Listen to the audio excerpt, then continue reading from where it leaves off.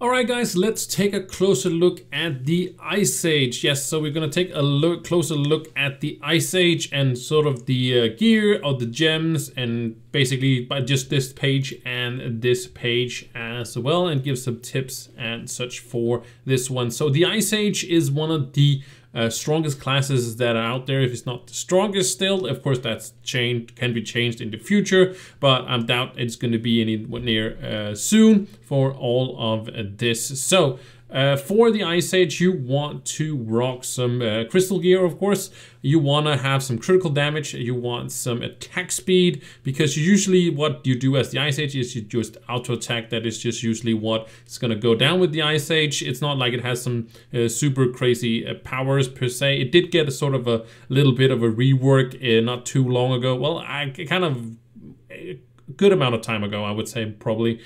But it kind of changed the skills around, so it's just not like a shield and stuff like that. But that also buffs the damage a lot for the Ice Age as well, for the auto attack, that I mean. So let's go over the different things again with the, I kind of started on it, but I kind of wanted to show you guys. Yeah, you can go with some, for your hat, you can go with some critical damage and some attack speed. That is just a given. You can also go with some critical hit if you are missing some critical hit. I'm kind of over that critical hit because this is not my main. It's not, I'm not aiming for that 100%, but of course you want to aim for that 100% as well. For the max health, you can go for that, but you can also go for some magic find if you want to do so, because this is a bossing class. And by bossing, it means that it's not very amazing for speed farming and stuff like that. There are other classes that do that much better. It doesn't mean you can't go this, of course, but again, you would go with the more of a bossing class that's like more of, boss encounters, deep delves, all that stuff. That's where you want to go. And that's also, of course, that the light stat is the most important one given that. But don't remember not to only go into light. You also want to go into, critical damage, and also magic damage, critical hit, of course, to around that 100%. But of course, you want to stack as much light and as much critical damage, as much attack speed, as much magic damage as well as you can for all of these. And I'll show you guys the stats real quick. As you can see right here, this is the stats that I have. I have around 8,000 light, about 400,000 magic damage, and of course too much critical hit, but also some critical damage that I do have. And I'll talk about the gems and whatnot. But I haven't set up this perfectly. All the gems that I do have, all these are stellar only on level 25, which it is bonded. But let's go on to the staff. Here again, I did go with the magic find. You can go again. You can also go with some jumps if you feel like you want to do so, but you don't want to skip out on the attack speed, and you do not want to skip out on the critical damage either. Those things are a given. Of course, you want to pearl stuff up. If you do have some crystal 4 gear as it is right now, maybe you'll get crystal 5 or something even other tier in the future. You do want to power up crystal 4 if you do find some of that, but I haven't done this one. If it's your main, for sure, power it up, but other than that, it doesn't really matter too much. For the face, here is a little bit, this is something that you should always do, is that you want to get your main stat as the 4th stat, so critical damage or attack speed, doesn't matter which one it is. And then magic damage or physical damage if it's a different character, but here you want to go with the magic damage because that's on your face is the only place you can get your main stat, which is of course magic damage or physical damage. So you should always get it on here. There's not really other choice. Here you can have a kind of a choice with the max health or whatever you want to do. Kind of the same thing with the staff, but here this is basically what you want to do. You can't really go otherwise than that. You want that main stat. If you could get main stat on all these as well, of course you do get main stat as like the magic damage as the first stat, right? But if you could get it on the hat as well, you should get it there as well, but that's what there's been always, so it's not going to change like that. So we got the ring. Here you can go with some energy regen. You can also go with some critical hit. If you're missing some of it, you can mix and match, but there's not really as one that makes it super amazing. Energy regen is probably the best you can go with, because you can do stuff with your abilities. It's not only auto attack, but the range is not that far on your number 2 ability. It does do quite a great damage, but you do have to be kind of close. So if you're feeling, you know, courage, have your courage to go close to the boss and you don't want to have that ranged, you can go with that, but you're just better off auto attacking on it. But that does help with the energy regen as well. The hidden effects are not super amazing for the Ice Age. You can go with some of them. That kind of goes for all the hidden effects on any ring. Some of them are great and some are, you know, there's no that is mandatory. It just makes some stuff a little bit more fun or a little bit better, but it's not something compared to what it costs and how can it be hard to get loops. I would not go into any hidden effects. You could go for that 100. There is a badge for that, but other than that, yeah. Of course, for the banner, you want to get yourself a U10 banner. That's a given. And then you can whatever stats you kind of want on that one is kind of up to you. Maybe some flash charges. That's always great, but it's really up to you. Whatever you want to get for your other stats, then basically the light on it. But that's on all of them. And yeah, so just want to go with that for the banner. For the ally, I went, of course, with the Ocean, because you don't really need and you can go with some cooldown reduction and such for these down here, but you are mostly just auto attacking. So again, you just want to bump so much light in you can and as much magic damage as you can as well.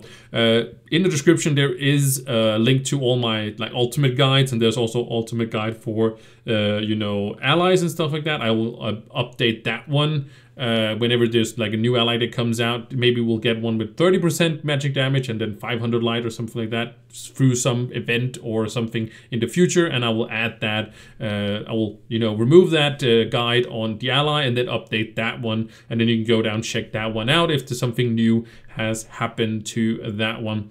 And of course, you always go with the arcane emblem. I also went to the bountiful because, again, this one, I said it in the previous ones, or if you see other ones, I used the bountiful one because it has a chance of not consuming a charge.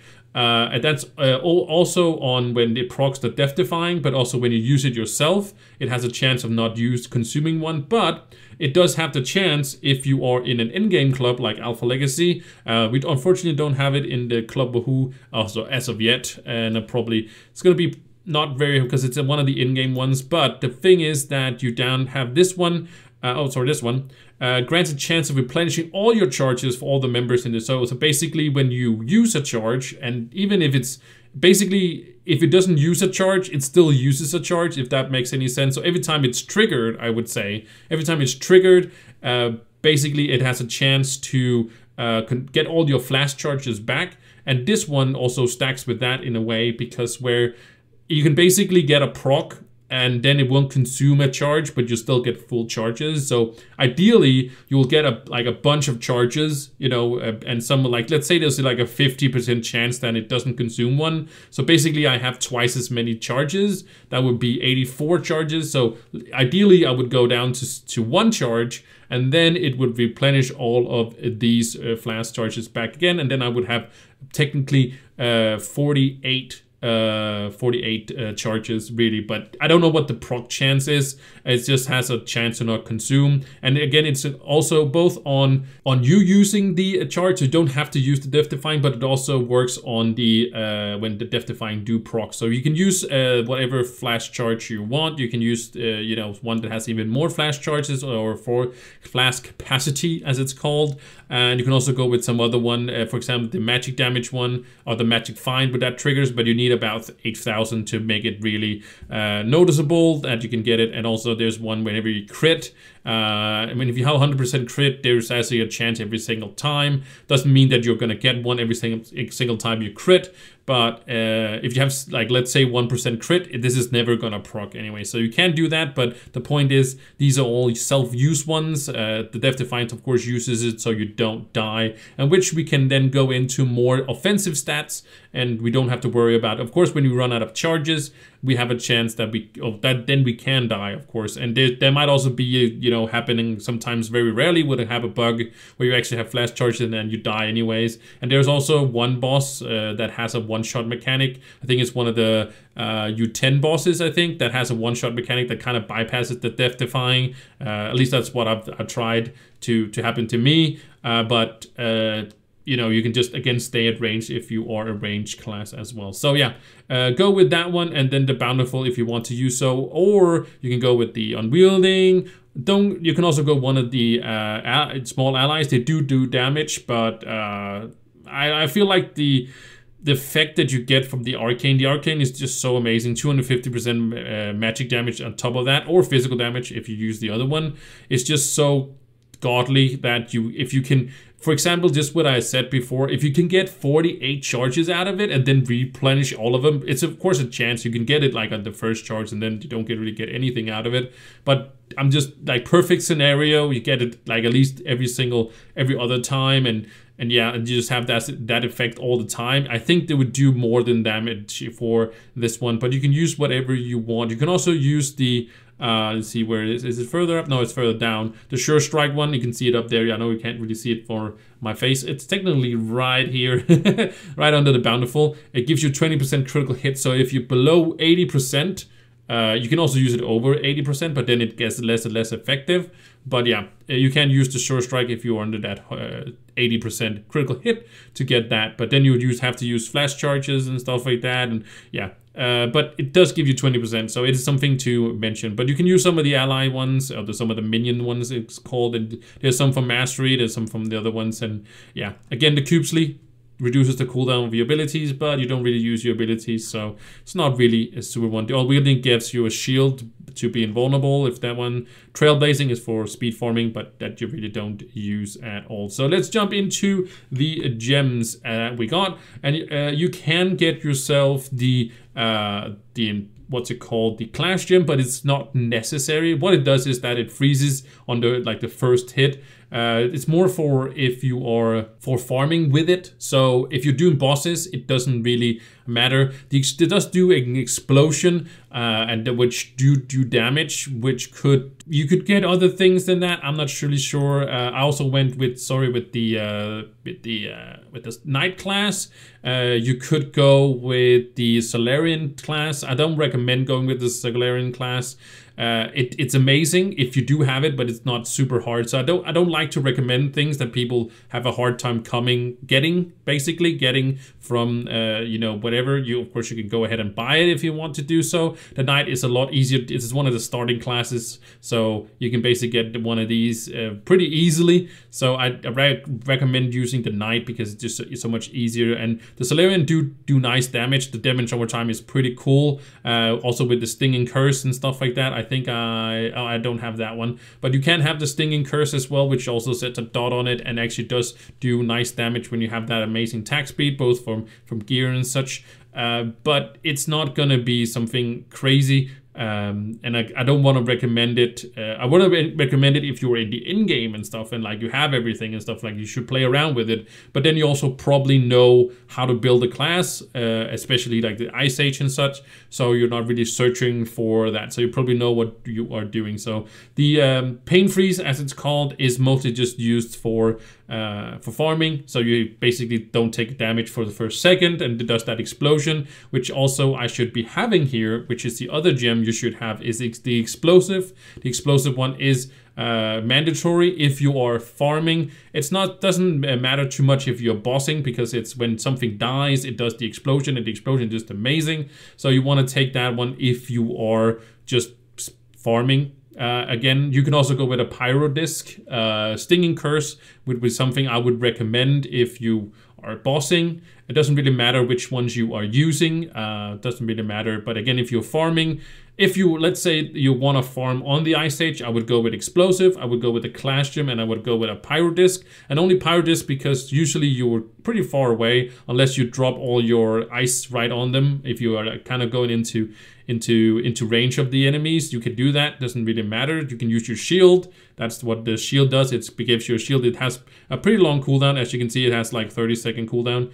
You could use the Cube Sleeve to get it further down, but yeah, I wouldn't recommend. You can't really get as much basically cooldown, so you can actually get it into a nice place where you have it up all the time. And also if it breaks, if it gets damaged, you know, it breaks. So again, you have to get that up, and it could cost you a lot of flash charges if you use the Cube Sleeve emblem or Cube Sleeve ally and such. But I would go, like I said, with the Pyro Disc just because of the movement speed. The movement speed for that one is pretty cool. And then you got the Berserk, the Cosmic one. That's the most significant one. If you're bossing, again, basically there's two different ones you want to use. You don't want to use anything besides that. You want to use the Berserking Battler if you're bossing, and you want to use the Vampiric if you are doing, you know, farming basically. Then you want to use that. But you can use the Battler. The Battler is the #1 basically, because this is a bossing class, and you can still use this one for when you are farming, but I'm just giving you the exact, like, you know,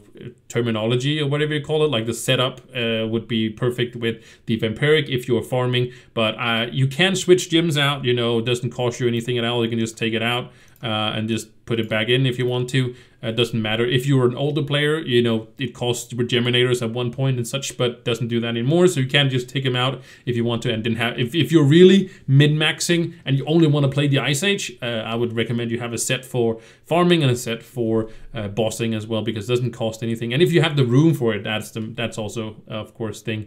But yeah. The Battler is the best of them, and you want to, of course, put all your little dots when you get it to max level. Every level 5, 10, and 15, you get extra boost, which is a little dot on the things. You can see that in, if we go quickly over to the Gem Forge, you can see here, if I click it right here, you can see I put everything into light. As you can see here, you want to do that for all of them. For all your gems, you want to put it into light because it's much better, because it is the in-game stats. At some point, we are going to change it around, because at some point we are going to have such much light, but they're probably also going to release basically content that is going to revolve around the light. And if you want to make this 100% as well as the first stat, you want to make it 100%. You can see the other ones are, it's not up there, there's one that's down there. So yeah, they're not perfect, but I did do a little bit of fiddling around with the Ice Age. But again, I could take those gems out, using on a different class if I want to do so as well. So that's basically all there is with the gems. Again, you want to go for gems, you want to go crit hit, crit damage, magic damage, and then you want to try to hit that 100% by changing around stuff. There's also the star chart, which I basically show after this one for the magic damage user. And there's some critical hit damage in there as well. So no, not damage, but critical hit in there. You cannot avoid because you go into other nodes, and those nodes has critical hit. So you basically just have to balance it all the time. Every time you pick up something on the star chart, or you pick up, you know, upgrade these gems, for example, as well. Basically for my Dracolite, which is perfect, has perfect stats and stuff like that. Most of my lesser gems has actually max health on them, either percentage or flat, just because I will be too much of crit hit, and I could just go over the crit hit. Doesn't really matter. Just mean I wouldn't crit more. I'm just still gonna crit every single attack, but it's just, might as well, if you don't have any use for that critical hit, might as well put it into some max health. I wish there was other stats I could put it into, like attack speed, movement speed. Movement speed would be amazing to put on any class instead of max health.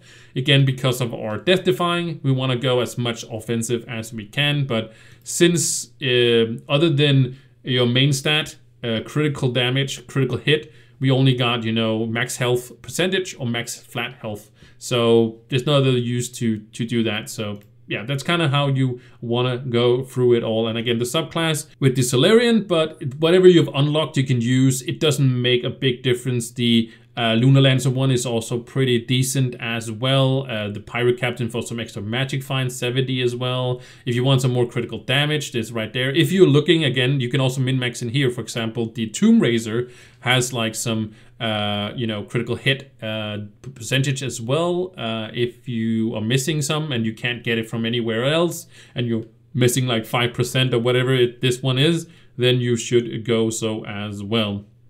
But yeah, you can go whatever you want as well. I hope they rework it so you can have your own subclass.